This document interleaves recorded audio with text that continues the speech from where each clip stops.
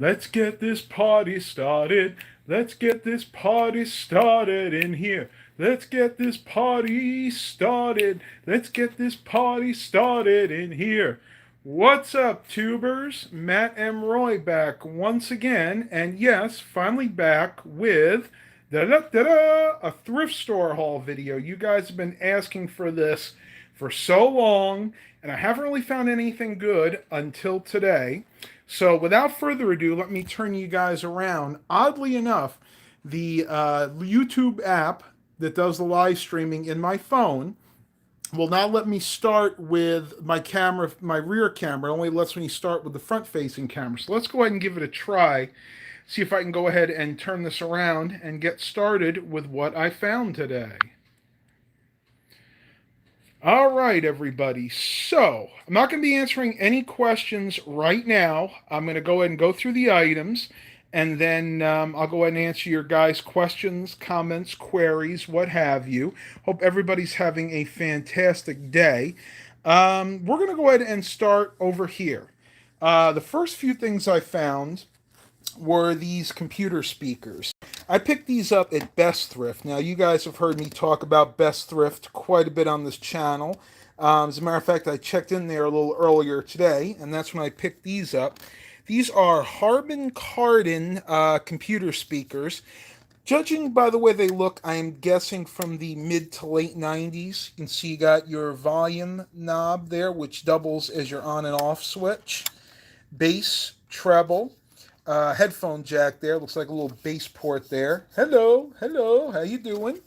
It came with all the cables. These are Harman Kardon HK195 multimedia speakers. That's interesting. Protected by U.S. patent number, and there's the number right there, and patents pending. Harman Kardon for computers, Northridge, California. I will bet you don't see that very often anymore. It does appear there was a connection for a subwoofer, or at least that was the idea. Now, let's see if I can pull that off. No, that must have been for like another model, or maybe it was an afterthought. And you have the little connection there to go to the left speaker. That's just your regular RCA plug. And your AC adapter, which is 1.1 amps, and it is AC 15 volts. I should make sure that's what they actually gave me with this. Uh-oh, guess what, tubers? Looks like they gave me the wrong AC adapter. Well, let's see. AC 15 volts, AC 120. It might be the right one. I'll have to look more into that. But either way, I'm sure I have one that'll work. And I gave, let's see if I can get the price here. Let's see, today was the 22nd, so I gave $2.99 for that. Next, and believe it or not, this was actually the first thing I picked up today, is this right here. I actually picked this up when I took my bike out this morning. These are a 2.1 channel, so in other words, you have your left and right audio speakers, and then you have your subwoofer. That's the 0.1 there. Got these from my local CHKD. Originally, they were $12.98. And marked down to $6.98, and of course at CHKD today everything is 25% off, so I think it came to about $6 after tax, and I gave a little donation, so not a bad deal. It's funny, these remind me of like little light cans. They're supposed to just kind of lay flat like that, and then you got the volume rocker on top right there. Actually pretty cool. I don't really see many like this. I've actually seen this in the thrift store for the past couple of weeks, but I was unwilling to pay the $13 that they were asking for it, so I was going to wait until they marked it down, and I decided to pick it up today. Next, got just a few of these bundles of speaker wire. You can see the small ones I paid 75 cents a piece for, and then the real big one here I gave $1.98. Probably a little too much, but I do really need some speaker wire badly to finish off a receiver and a stereo receiver that I'm planning to resell. So I really needed this. And if you need something you can't find it, sometimes you have to pay up a little for it. It looks like I think is really funny. Now that I'm looking at this closely, if my camera will focus, it looks like whatever was on here, they might have soldered it on to the jacks, because you see that it's copper right there, and at the very tip, you can see that kind of how would you say that is, metallic kind of my mind's a gray color. I believe that's solder. So whoever used these must have soldered onto the speakers, or maybe these were actually internal to a speaker, and when they got rid of them, they just yanked them out, and that's what you saw right there. But these were definitely soldered on at one point. Next, oh, we'll go with this one. Picked up a universal power brick. This is a Duracell brand. Got this for $1 at the Hope House thrift store. This is a 90 watt, 19 volt, 4.74 amp adapter. So, yep, that equates to 90 watts.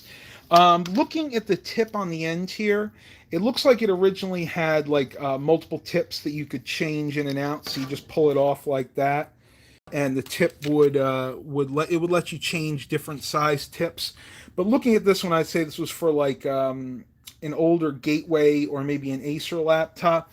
But for $1, definitely not a bad deal. I'll definitely find a use for that in the future. Next, picked up a pair of these. These came from the CHKD in Norfolk off of Monticello. These are a pair of Ovio. I'm not exactly sure how to pronounce that. I know these were Radio Shack speakers. They're nothing super special. They are three-way speakers. You can see you got your tweeter, your mid-range, and your woofer right there. Probably, I'm guessing, like a 4 or a 5-inch woofer. The cool thing about these are designed to be indoor-outdoor speakers. If you look on the back here, it's a 4-inch three-way indoor outdoor speaker. RMS 50 watts / 100 watts. So this should be able to handle 50 watts at 4 ohms or 100 watts at 8 ohms. And again, like I said, these are nothing super high quality, but I only gave, let me see if I can find the price here, $6.98. So this was at the CHKD. So I wound up paying about $5.99, about $6 for this after everything was said and done with taxes. And again, the cool thing with these, you can actually mount these. You see this little circular area right there? You can actually get a hook, and you can screw it in there, and you can actually hang these from a ceiling, from like an under arch on your back porch. So yeah, not a bad deal for those. Not going to show you this right now. We're going to skip over that just for now. I'm going to save the best for last. Next, and this is actually something I picked up the other day, but I'm going to include it in this thrift store haul because you guys never got to see it. This is a PlayStation 2, one of the earlier models, and I could tell that because it actually has a FireWire port in addition to the 2 USB ports in the front. Now that I got at the CHKD nearest to my house, but the other things came from various places like the power cord and the AV cable. These are just some things that I had lying around that I matched up with it. And that's a really good thing I want to tell you guys. If you're in the reselling game like I am, and you find like VCRs like this one, or game systems, a lot of times if you get them at the thrift store, they will not have all of the connectors. They won't have these, like the AV connectors, the power cords. They won't even usually have the game pads, or in this case, the DualShock 2. So what I do is every time I see these at a thrift store, a garage sale, a charity shop, I always pick them up and I put them to the side. That way, when I do find a game system, I can pair everything together and just sell it as a whole.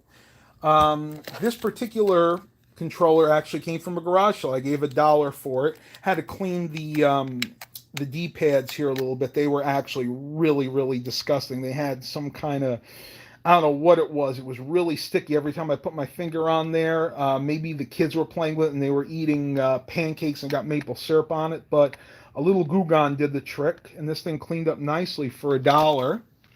Few of the games I got were Disney's Cars, Are You Smarter Than a Fifth Grader, Wheel of Fortune, and Jeopardy. Nothing super special, but again, I think I gave $1.50 a piece for these games. and it's something to pair with it. I actually have this currently listed on Craigslist, offer up for sale, and I'm asking $80 for the set. That's the games, the controllers. I actually have another controller paired with it, and all the connections. And I already have a few people interested. So again, you can make a decent amount of profit on these if you remember to keep all the accessories that you find and keep them somewhere where you can find them. I cannot tell you how many times I've bought accessories in the past, put them in the back of the closet, forgot I had them, and years later when I went to clean out the closet, I said to myself, oh my goodness, look at that PlayStation 2 controller, or look at that game that I've been trying to search for the last 6 months. So we're down to the system here. Really nice and clean. One thing you always want to be careful with these PlayStations is, especially the older ones, the drive mechanisms, the doors tend to wear out, and they won't come out and in properly. And this one seems to work just fine. When I first got it, it seemed like the door was a little bit slow, but all I had to do was work it in a little bit because it hadn't been used in so long. But that is something you want to be mindful of, especially with these first generation PlayStation 2s. They tend to suffer from door problems. Other than that, they were pretty beefy systems. And for those of you that are PlayStation aficionados here, I will let you know that this is model SCPH-39001, which doesn't really mean too much to me because, again, I'm not a video game expert. But, I mean, look how clean that is. Yeah, it's got a few little scuffs and scrapes, but nothing major, especially for a system that's basically pushing 20 years old now. Okay, so we're down to this. I picked this up at the last CHKD thrift store that I went to, and that was the one on Military Highway. This is a Sony VCR. They had it for $6.98. Again, with the 25% off, it came to about $5.50, $5.90 after tax, something like that. This is a really, really nice model VCR. One of the ones that are very sought after. I believe this is a 4-head. It might be a 6-head. I'll have to look that up later. You can see if my phone will focus here. Come on. There we go. It is model SLVN70. Very clean. No scratches to speak of, except maybe that right there. But I can buff that out later with a magic eraser. I did test this in the store. It worked just fine. No problems at all. Very clean VCR. All this is just surface dirt. This will come out really nicely with a little Goo Gone and just a little bit of elbow grease. Connections on the back, you're typical for this type of VCR. You have stereo, line in, line out.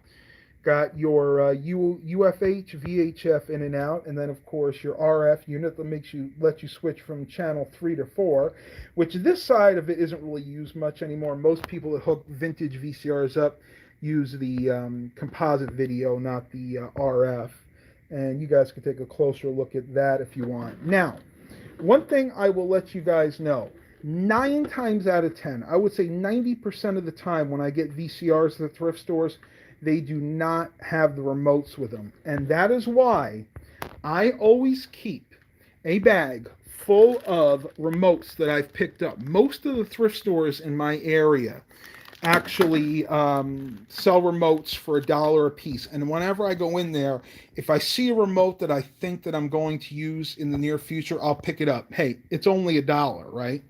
So when I got home, I went into my bag, and sure enough, I came across 2 Sony remotes. Now, I haven't tried them yet, but chances are one of these 2 remotes will work with this VCR. And if I have to make my guess, it will probably be this one right here, because I think the one for the VCR Plus was for an older model. So I'm guessing it'll probably be this one. But again, these remotes cost me $1 a piece, so I'm into this VCR for, say, $1 for the remote, $6 for this. So I'm into this VCR for about $7.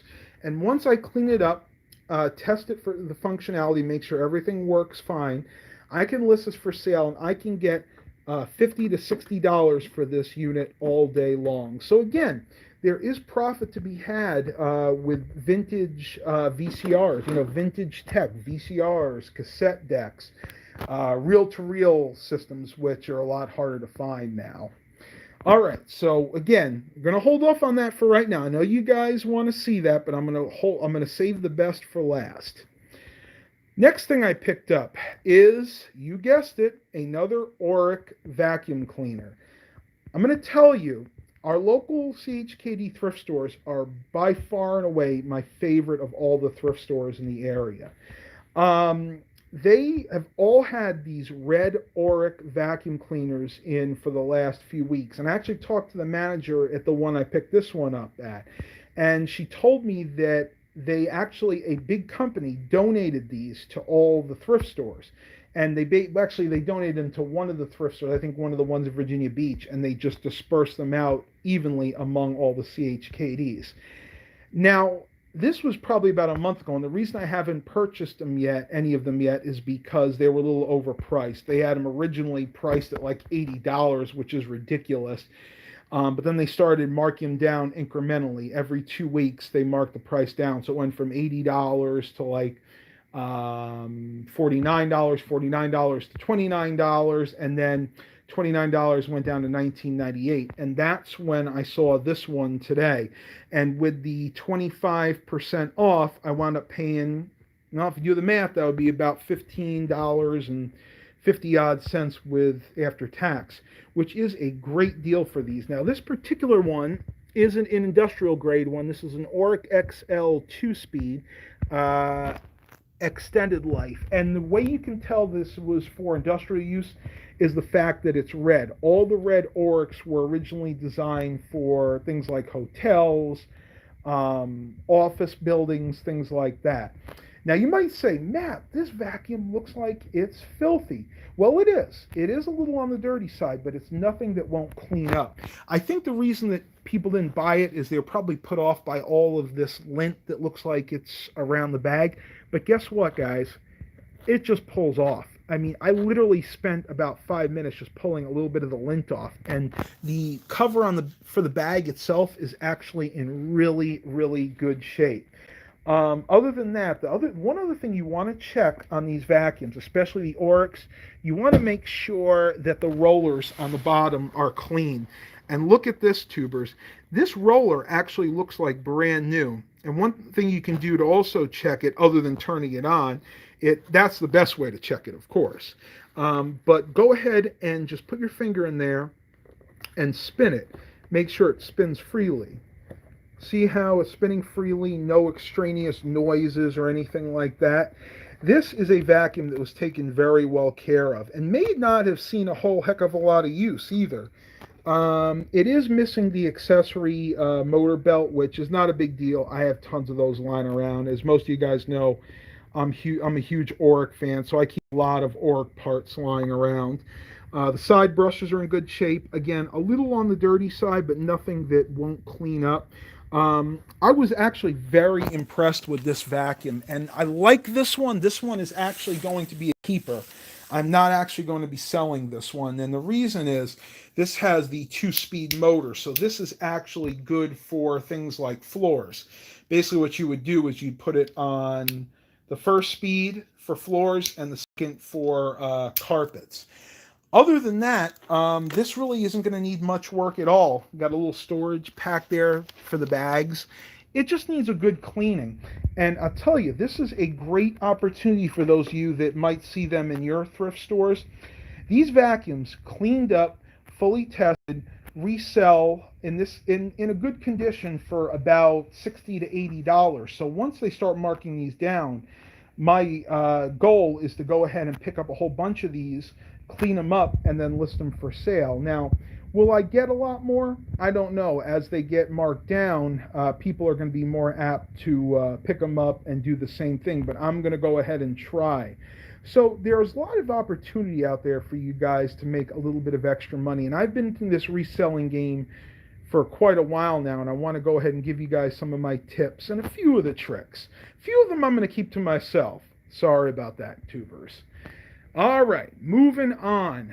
Next, I know this computer's calling to you. We're going to get to that in just a couple of minutes.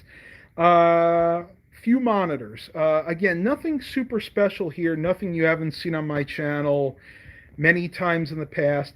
Got a 19-inch Acer. This is a V93W. An LG Flatron W9134S.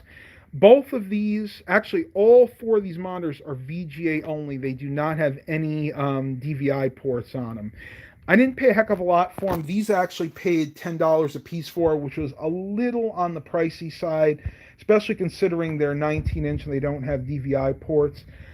But I bought these from a thrift store called the Hope House thrift store, and they're really doing well, but they do struggle. So I wanted to make sure I gave them my business.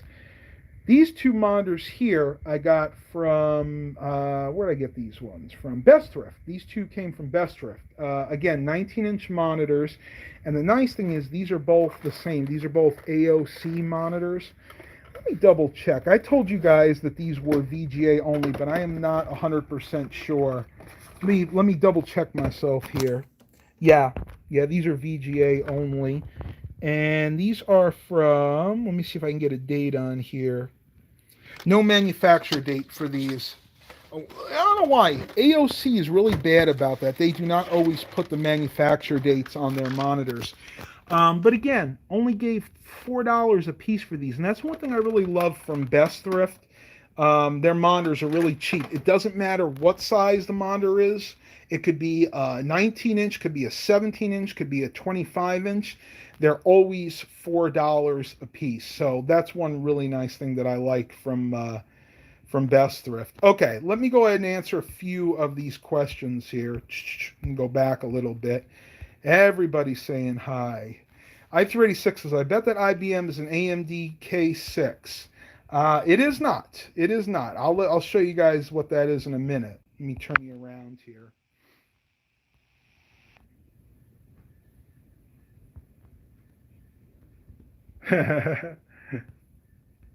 Okay, he said light glaring when I showed the Jeopardy game. Looks like Alex Trebek is missing teeth.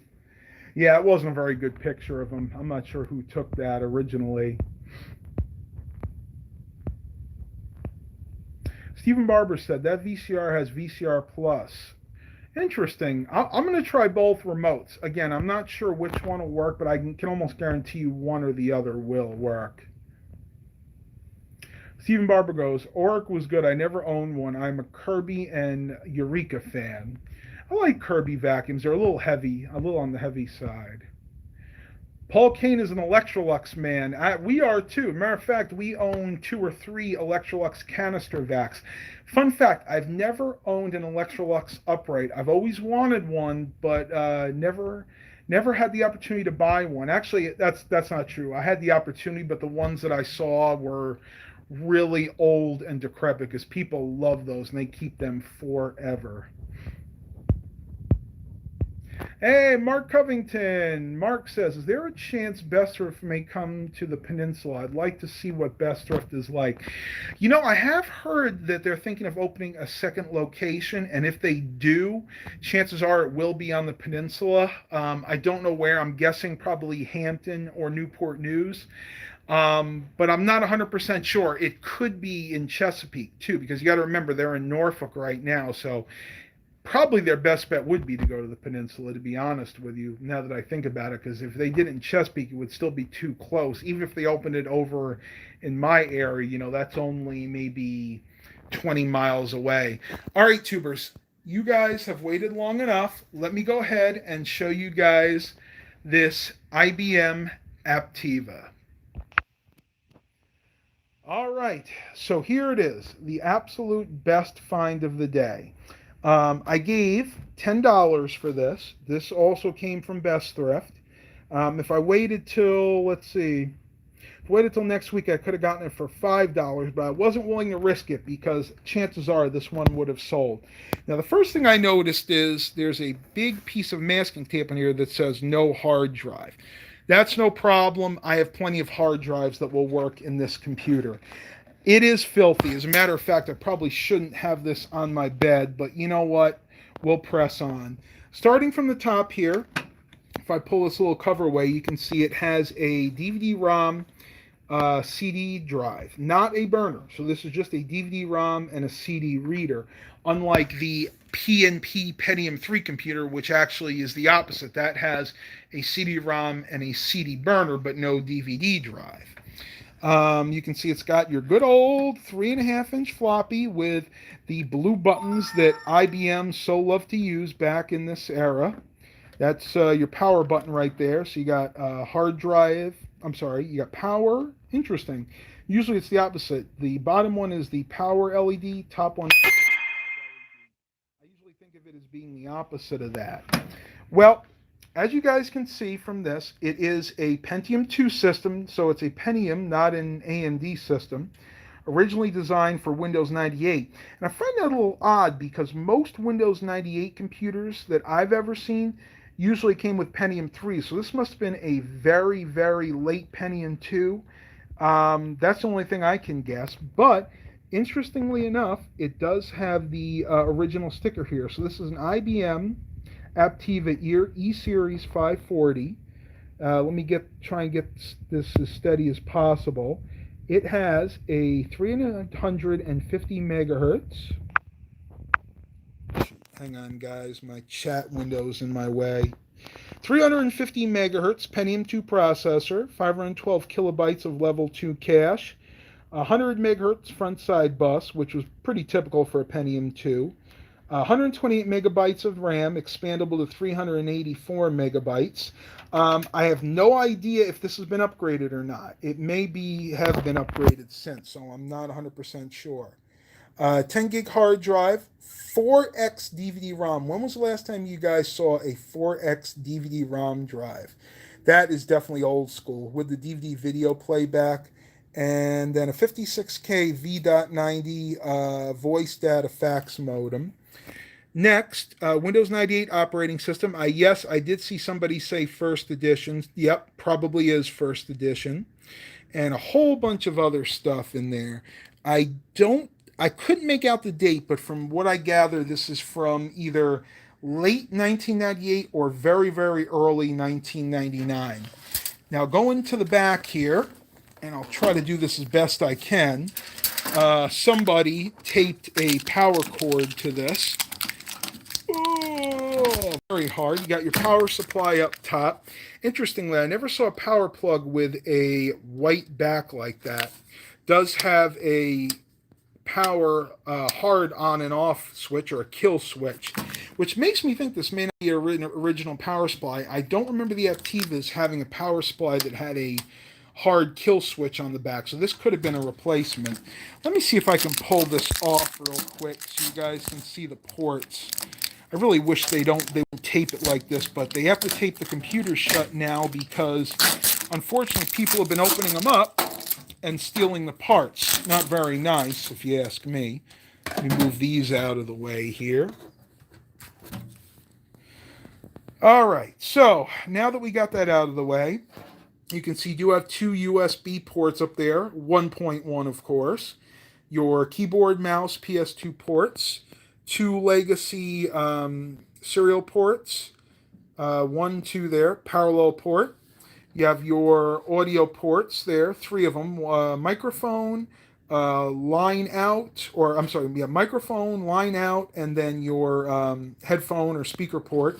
And yes, it does actually have a joystick port there, which is very interesting.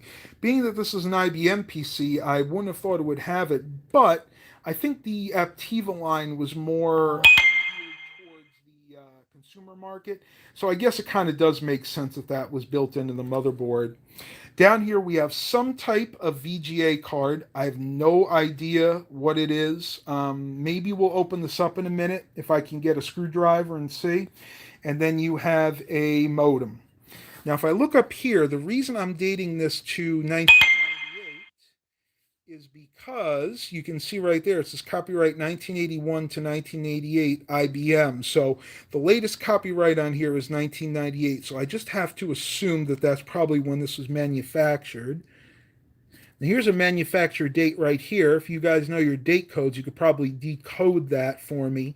But again, judging by the fact that it has an 8 in there, I am going to say this is probably from 1998.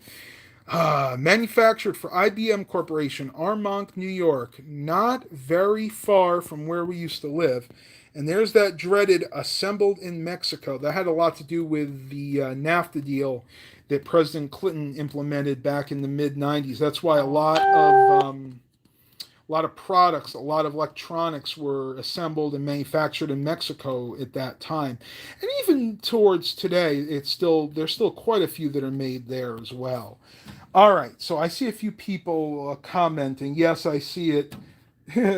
We have a bunch of people that said they liked first edition, didn't like first edition of 98. I will have to say I am not a big fan of Windows 98 first edition. It was very, very buggy. As a matter of fact, when I do get this computer up and running, this will be running Windows 98 second edition, or I may go ahead and just load Windows 95 on here because I already have my Windows 98 system, which is that P&P Custom Pentium 3. So we'll have to see what happens. Let me go ahead and see if I can actually get this open real quick. This is going to require me to concentrate a little bit. Let me go ahead and grab one of my trusty screwdrivers here.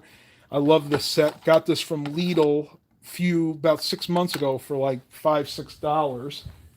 And I'm going to go ahead and take a seat real quick because my back is starting to get really, really sore from leaning down. Hope everybody's doing well. Let me see. I got a couple of people asking me questions here. Robert Jones says, Matt, I have a question about the program on an OS discs. Are they the same as the ones I see in control panel, or are they installed on the disk? Now, it depends. When you install something like Windows 95, 98, there are certain programs that get installed by default, such as your CD player, your entertainment pack on certain versions of Windows, your utility software, but games and stuff like that have to be installed separately. And you can actually go into Control Panel and go into the add and remove programs section. You can add features that weren't originally installed when you installed your version of Windows. But remember, for an older version like Windows 95, 98, you actually have to have that disk inserted, your Windows installation disk, because that's where those programs are going to be held. And unfortunately, Microsoft has since turned down Windows Update support for things like Windows 95, 98. So hopefully that answers your question. Now, what was that? Stephen Barber says, Windows 98 was driving me nuts altogether. I'd rather Windows ME support had more driver support. Yeah, but it was buggy as heck. Windows ME drove me crazy with the system resource glitch. Every time I would go to end a game and start a new one, I'd have to restart it because all my system resources were gone. All right, I'm going to have to put the phone down for a second, guys. I'm not going anywhere, but I have to do that to take the cover off this. Yeah. I'm really bad at situating. There we go. Hopefully you guys can still see me. Oh, taking the cover off of this thing so you guys can take a look at it. What I do for you guys, right?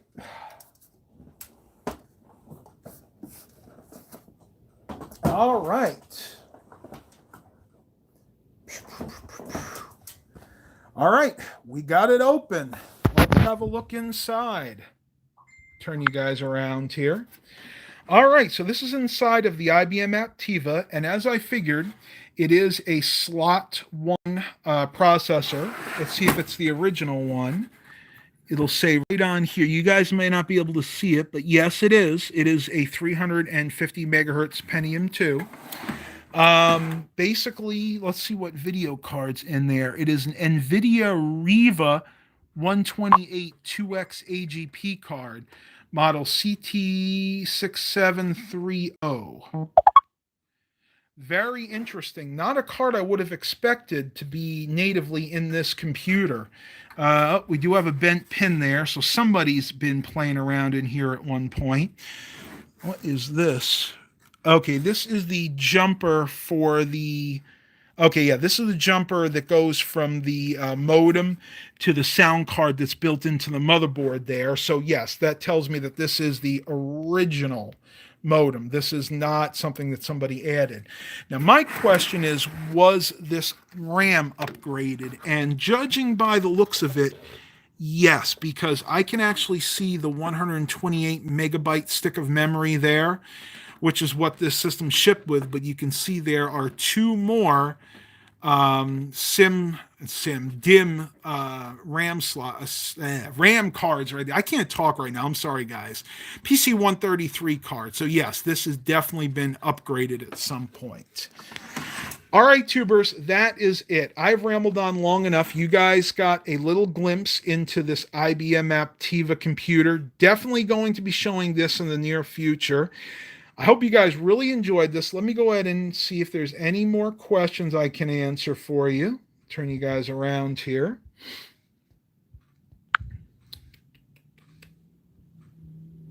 Mark Covington says, my very first computer was a Barbie computer. It had Windows ME, which was the earliest Windows I've ever used. I remember those. They had a Barbie version. They had a Tiger version, like Tiger Electronics. They even had a Matchbox version. I do remember those. Yes, slot 1, not a socket 7 processor. This generation of Pentium 2, pretty much all Pentium 2s were slot 1s. I don't think there was a socket 7 Pentium 2. I could have been wrong there, but I believe they were all the slot processors. Les Gibbs says, I would guess the computer was manufactured in the fall of 1998. That would be my guess. Late 1998, early 1999. I386 says, got to go get food. Have a nice evening, Matt. Well, thank you very much. And I want to thank everybody for joining me on this live stream. I am going to end it here because I actually have a client that needs to drop something off to me in just a few minutes. So I hope you enjoyed it. Please continue to like and subscribe. If I get a lot of thumbs up on this, I will do more of these live thrift store hauls.